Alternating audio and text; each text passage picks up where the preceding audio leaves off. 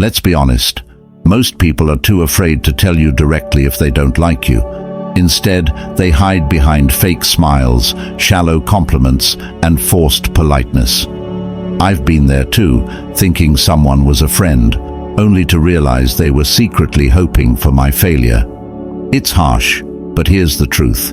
If you don't notice the signs, you'll end up wasting time and energy on people who don't truly understand you.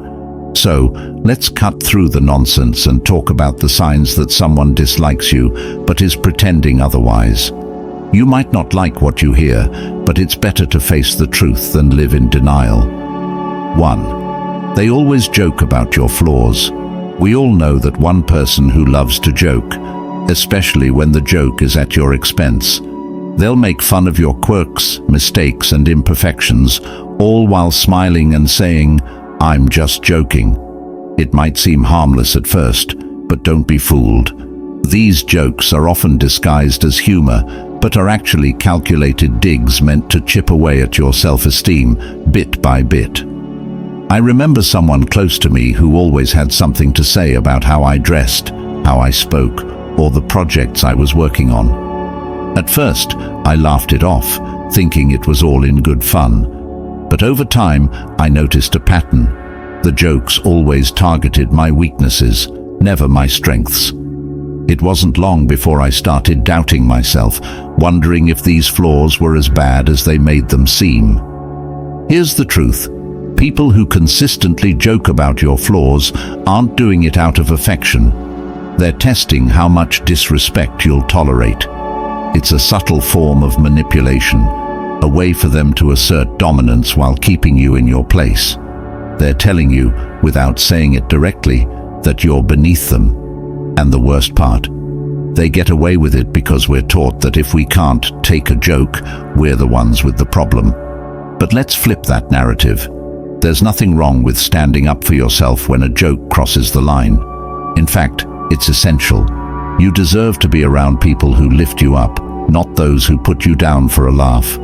True friends don't need to point out your flaws to feel better about themselves. They celebrate your strengths and help you work through your weaknesses without making you the punchline. I've seen it time and again, people letting these jokes slide, thinking it's easier to keep the peace. But here's the deeper truth. Allowing others to disrespect you, even as a joke, is a slippery slope. It starts with small comments, but over time, those jokes wear you down, making you doubt your worth. The more you tolerate it, the more they push, until you're left questioning yourself, all because you didn't want to seem too sensitive. I had to learn this lesson the hard way. I realized that by laughing along, I was giving them permission to keep going. I was allowing my own disrespect. It wasn't until I started setting boundaries that things changed, not only in how they treated me, but in how I saw myself. I stopped letting their words define me and started owning my story. So, here's my advice. The next time someone makes a joke at your expense, don't just laugh it off. Ask yourself, is this really funny, or is there something more behind it? And if it feels wrong, don't be afraid to call them out. It might be uncomfortable, it might even end the friendship, but your self-respect is worth far more than someone's misguided sense of humor. Life is too short to surround yourself with people who don't see your worth. If their idea of friendship is constantly pointing out your flaws, then it's time to find new friends. The ones who truly care about you will never need to put you down to feel better about themselves. So, stand tall, speak up, and don't let anyone reduce your value. Number 2, they give compliments that feel like insults. We've all experienced this. Someone gives you a compliment, but instead of feeling good, you're left feeling confused or even hurt. It's the kind of compliment that makes you stop and think, wait, was that really a compliment or an insult? The harsh truth is, it's often a bit of both. These backhanded compliments are a sneaky way for people to bring you down while pretending to be kind. I remember working on a big project that I was really proud of. After spending countless hours on it, I finally shared it with my colleagues. One of them, someone I thought supported me, smiled and said, Wow, this is actually pretty good for someone like you. I stood there, shocked. On the surface, it seemed like a compliment, but those last few words, "for someone like you," hit me hard. What did they mean? Was I not supposed to be capable of good work? That's the problem with these so-called compliments. They have a hidden agenda. They're not meant to lift you up. They're designed to keep you in your place. It's a way for the person giving the compliment to show their superiority while making you question your abilities. They're basically saying, "I see you trying, but you'll never be as good as me." It's toxic, but it's wrapped up so nicely that you almost don't see the harm. Here's the reality. People who give backhanded compliments are often insecure. They see your potential and strengths, and that scares them. So, they use these sneaky remarks to make you doubt yourself and keep you from rising too high. It's like they're patting you on the back while holding you down with the other hand. But let's get real. We've all done this at some point. Maybe not intentionally, but we've all let our insecurities slip out in the form of a compliment that was really meant to remind someone else of their place. Here's the important part. You don't have to accept this disguised negativity. You have the power to reject it. See it for what it is, a reflection of their insecurities, not a measure of your worth. When someone says, "You're smarter than you look," or "This is good considering you're new at this," you don't have to take it. Call it out for what it is, even if it makes things awkward. If you don't, you're letting them control how you see yourself, and that's a power you should never give to anyone. I've learned to recognize these compliments for what they really are, a mirror reflecting someone else's insecurities. When you see it that way, it loses its sting. Instead of internalizing it, you can almost laugh it off. At the end of the day, their words say more about them than they ever will about you. So, here's what I do now. When I get a backhanded compliment, I don't let it slide. I respond with something like, "Thanks, but what do you mean by that?" It forces them to confront the insult hiding in their words. More often than not, it puts them on the spot, and suddenly they realize you're not playing their game. It's amazing how quickly their attitude changes. The takeaway: don't let anyone's disguised negativity define you. Whether it's a well-meaning friend, a jealous colleague, or even a family member, remember this: your worth isn't up for debate. Compliments should lift you up, not tear you down. If someone's words make you question yourself, it's time to question their intentions instead. Life is too short to waste on people who can't genuinely celebrate your success. Surround yourself with those who see your value and aren't afraid to show it, without any hidden agenda. Number 3. They subtly exclude you from plans. I've been on the receiving end of this too many times. I remember one weekend checking my phone and seeing pictures of a group of friends having a great time at an event. I would have loved to go, but not a single person mentioned it to me beforehand. When I casually brought it up later, they had all sorts of excuses. "Oh, we thought you were busy," or "It was such a last-minute plan." But deep down, I knew the truth. If they wanted me there, they would have made sure I knew about it. Here's where the controversy comes in. This kind of exclusion isn't just thoughtlessness, it's deliberate. It's a way of sending a message without saying a word. They don't want you there, but they don't have the guts to tell you directly. Instead, they hope you'll just fade out of the group quietly, without causing a scene. It's passive-aggressive and cowardly, but it's also incredibly common.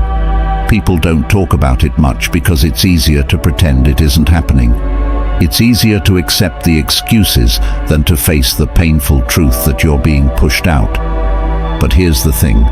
If you keep accepting those excuses, you're giving them permission to continue excluding you. You're allowing them to decide your place in their lives instead of taking control of your own story. I had to learn this the hard way. For a while, I stayed quiet, hoping that maybe next time I'd be included. Then I realized that by remaining silent, I was letting myself be treated as an afterthought. So, I did something bold. I started calling them out. I'd say, "Hey, I saw you guys went out last weekend. Why didn't anyone invite me?" It wasn't easy, and it definitely made things awkward, but it forced them to confront their behavior. And guess what? The dynamics changed. Some people got defensive, while others tried to make up for it. But the bottom line was clear. I wasn't going to let them exclude me without a fight. Here's the deeper message. If people want you in their lives, they'll make the effort to include you, no matter how last minute the plans are. If they don't, it's time to rethink the value of those relationships. You deserve to be around people who don't make you feel like you're constantly chasing their approval or attention. True friends don't forget to invite you. They make sure you're there because they genuinely enjoy your company. So, if you find yourself being subtly excluded from plans, don't just brush it off. Confront it. Ask the hard questions and be prepared for the answers, even if they're not what you want to hear. At the end of the day, it's better to know where you truly stand than to be left wondering why you were left out again. Remember, you're not a backup option, you're a priority. Surround yourself with people who treat you like one. Number 4, they're busy, only when it comes to you. We've all heard it before. "I'm so busy these days, sorry, I can't hang out." It's the perfect excuse because after all, who isn't busy? But what happens when you start noticing a pattern? They're always available for others, posting pictures of their outings and catching up with mutual friends. But when it comes to you, suddenly they're swamped. Here's the cold, hard truth. They're not too busy, they're just too busy for you. I've faced this frustrating situation more times than I'd like to admit. I remember reaching out to a friend I used to be close with, trying to set up a time to catch up. Every time I suggested something, they had an excuse. "I'm working late. I've got a lot on my plate. Maybe next week." Meanwhile, I'd see them hanging out with other people, having a great time, always finding a way to make time for everyone except me. It took me longer than I'd like to admit to see the pattern. The message they were sending was loud and clear. I wasn't a priority in their life anymore. Here's the controversy. We've been conditioned to accept busy as a valid reason to be pushed aside. But let's be honest. People make time for what and who they care about. If they're constantly busy when it comes to you, it's not about their schedule, it's about their priorities. That's a hard pill to swallow because it forces you to confront the reality that you might not be as important to them as they are to you. The harsh reality is that busy is often a polite way of saying, "I don't want to spend time with you." It's easier for them to blame it on their schedule than to admit they're choosing not to include you in their lives. It's a passive-aggressive way of keeping you at arm's length without facing the confrontation that would come with telling you the truth. They want to keep you hanging on without fully committing, in case without actually investing in the relationship. I've been on both sides of this situation. There were times when I made excuses because I didn't know how to tell someone I had outgrown the friendship. However, being on the receiving end taught me a valuable lesson. It's better to be honest, even if it's uncomfortable, than to string someone along with excuses. When I finally confronted my friend about always being busy, the conversation was awkward, but it was necessary. It gave me the clarity I needed to move on and invest my time and energy in relationships where I was truly valued. Here's the deeper message. Your time is precious, and so is your energy. Don't waste them on people who can't be bothered to make time for you. If someone is constantly too busy for you, it's time to reassess the relationship. You deserve to be around people who are excited to see you and who make an effort to include you in their lives, not just when it's convenient for them, but because they genuinely enjoy your company.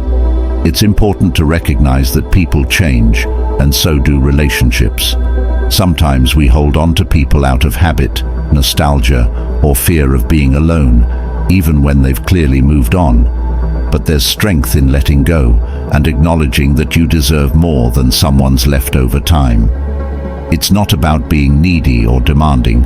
It's about valuing yourself enough to walk away from those who don't value you. Number 5, they avoid physical contact like the plague. Let's talk about the elephant in the room, physical contact, or rather, the lack of it. This isn't just about romantic relationships. Physical contact is a basic human interaction, a way of connecting and building trust. So what does it mean when someone goes out of their way to avoid even the most casual touch?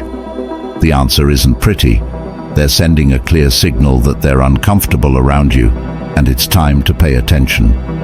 I once had a colleague who seemed to recoil every time I reached out for a handshake or a friendly pat on the back. At first, I thought I was imagining things, but then I noticed it wasn't just me. They were warm and tactile with everyone else, but when it came to me, it was like I had the plague. It didn't take long to realize that their avoidance of physical contact was more than just a quirk. It was a deliberate effort to keep me at a distance. Here's the controversial part. Physical contact is a natural part of human interaction.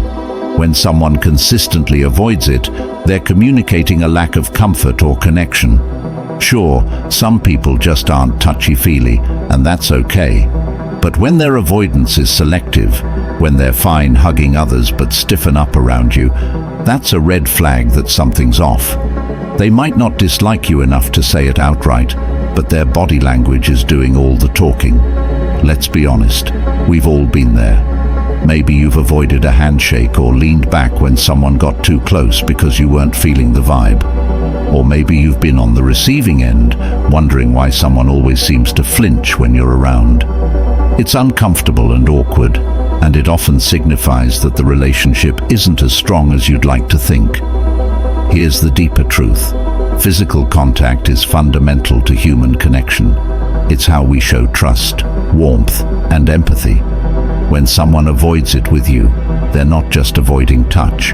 They're avoiding closeness, intimacy, and vulnerability. They're keeping you at arm's length, literally and figuratively, and that's a clear indication that there's an underlying issue in the relationship.